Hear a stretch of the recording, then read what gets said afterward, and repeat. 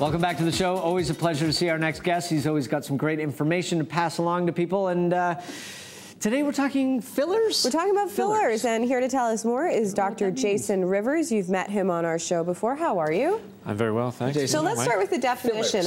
Fillers are different from Botox. Maybe you can explain what are fillers? Well, fillers basically are put into the skin by means of a needle, and they occupy space, so they'll efface lines, they'll restore volume to the skin. So they basically plump things up, whereas plumpers. Botox freezes things. Botox stops muscle function, so it stops you from frowning, whereas if you have deep lines in here, if you have sagging cheeks, if you have acne scars, for example. Okay, who's at home looking in their mirror right now? Yeah, I'm kind of trying to think. I'm like, I don't have deep lines.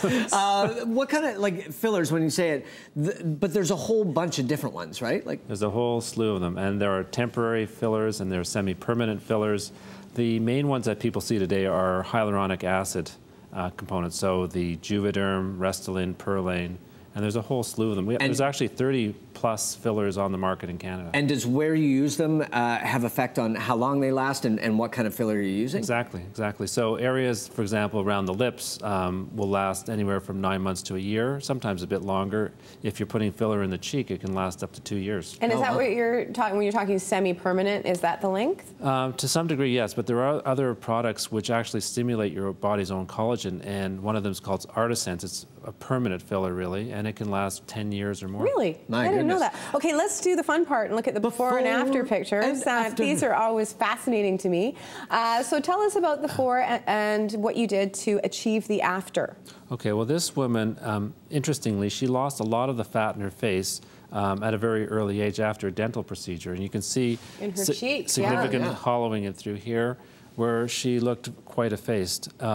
If you can see the post picture, you can see how I managed to reconstitute her cheeks and fill in the lower part of her face. This was done with Restylane and Perlane to a large volume. This is something you wouldn't usually do, but you can appreciate that the change is dramatic and it's seen instantaneously. Oh, this is the same lady, just side profile. The hollowed cheeks can really give you that skeletal, elderly look, I guess. How does it feel when it's in? Does it have a natural feel, or does it feel like there's something? Well, these used to be uncomfortable to do, but they're a lot more comfortable now because they're pre-mixed with lidocaine, so it numbs it as it goes. So you don't feel much pain as its procedure is being done, and you don't feel really significant pain or discomfort after. What if you don't like it? Is it reversible? Yeah, I was going to say, what about the sensation? Well, the sensation is a sense of fullness initially, and you may feel little lumps and bumps in the first week or so, but that generally dissipates. Yeah. If you want to reverse it, or you need to reverse it because it was too much, or it was misplaced, or it moved a little bit,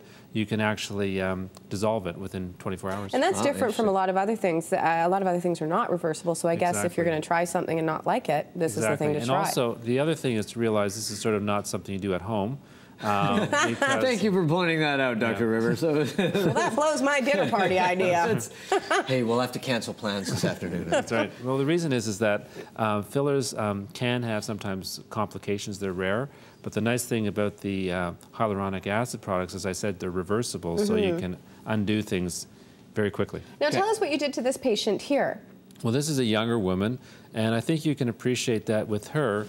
She has some depression in the cheek here, but the other thing you'll notice is the jawline itself is slightly wavy. Oh, yeah. So for her, most of the correction was done in the mid-cheek, in this region of the face, and that lifts everything, which lifts the jawline, giving her more straight jawline. And did she get her lips plumped as well? She had a little bit of her lips done as well. And do you use the fillers for that procedure too? Is that done into the lips? Yep. And there someone told me once when I was having a conversation about this, I was talking about, you know, how my face is sort of thinned out as I've gotten older, and they were talking about actually exercise. And I exercise a lot, and that can have an effect on your profile. Well, to a degree, yes, you're right. But a lot of it's genetic, but there are, you know, if you lose a lot of weight, you can hollow out in the face. And one of the areas that, let me just back up and say, you know, what we used to do many years ago was simply fill up lines. If you had a line here, we'd fill that. But now we realize that what's going on is actually a volumetric loss of the face. You're actually deteriorating. The quality of the skin is getting worse. The fat in the skin shrinks. It gets less in volume. It actually migrates a bit. And the bone itself, as you get older, becomes less dense as well. So you have skin that's sort of just hanging. Interesting. And so you can re-stimulate some of that previous anatomy by means of using fillers. And not only that, if you use fillers at a relatively early stage, you can prevent things from deteriorating more quickly. But to your point about being athletic, especially in women I've found that are really like uber athletes and doing marathon stuff, super fit. this doesn't last as long in them as the average Oh, person. interesting. Oh, interesting. So your body will metabolize a little Okay, well, quicker. let's go back to the pictures. I think we have a few more to get to. Tell us about this one. So this is an individual who has a chin that's retrograde. You can see that it is set back, and normally you might have to do a chin implant to bring that chin forward. I think you can appreciate the position here. And within 5 minutes of just putting a filler in there, you can... That's all you did? Because it's amazing how much it changes the profile. And how much the better look than of her getting face. serious surgery, I guess, for and some there's no people. downtime with it. Yeah. Fascinating. Wow, that's a really interesting Okay, one. let's go to the next before-after shot. Onto the hands. Onto the hands. Now, hands. Madonna hands. Well, it's interesting because the hands age as the face does, and if you've been getting work done on your face and your hands are not matching, people really tend to notice. Exactly. So tell us what you can do to the hands. Well, this is an individual, she's an older individual in her 60s, and she really was bothered by her hands, and this is her main bugaboo. And she now likes to look at her hands a lot. But as you get older, as you point out, the tendons become more evident, the skin becomes more depressed. And so what we've done here is by means of a cannula, so it was one injection point, able to insert filler, and you massage it through the area.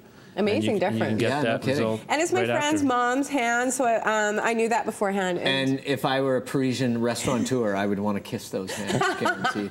And you can really see the difference in the, I guess in every patient, whether it be hands or the face, when you do capture a little bit of that youth, it must change their personality and make them happier. How you look reflects how you feel. And if somebody has downturned mouth all the time, for example, somebody would say, why are you always sad? And just by simply turning the corners of the mouth up slightly, subtly, not making somebody look like they just, being attacked by a herd of... Or the Joker mouth. I think when most people concentrate, right, they do what I do, which is, you don't want to look to furrow your brow, but it ends up with a certain permanent... Exactly, and you can actually soften that with fillers, the line in between the eyes, in addition to... You're not talking about me right now, are you, Jason? No, not yet.